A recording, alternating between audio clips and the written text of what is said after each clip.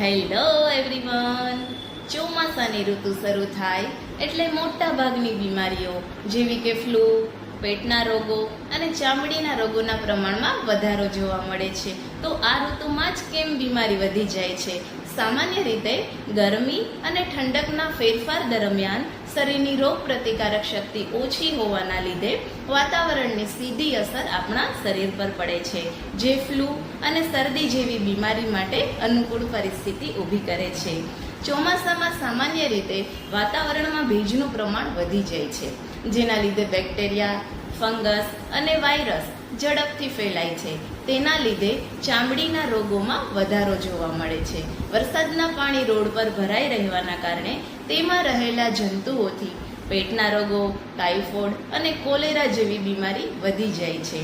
આ ઉપરાંત મચ્છરના ઉપદ્રવના લીધે ડેન્ગ્યુ, મલેરિયા અને ચિકનગુનિયા જેવી બીમારીઓ થાય છે. તો આ બધી બીમારીઓથી બચવા માટે હંમેશા આપણે ઉકાળેલું પાણી જ પીવું જોઈએ. બહારનો અને વાસી ખોરાક બિલકુલ ન લેવો જોઈએ.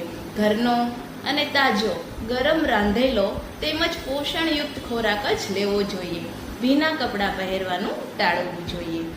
આસપાસના વિસ્તારમાં અને ઘરમાં પાણી ભરેલા રહેવા દેવું જોઈએ નહીં. ભીડભાડવાળી જગ્યાએ બને ત્યાં સુધી જવાનું ટાળવું અને બહાર નીકળતી વખતે હંમેશા માસ્કનો ઉપયોગ કરવો.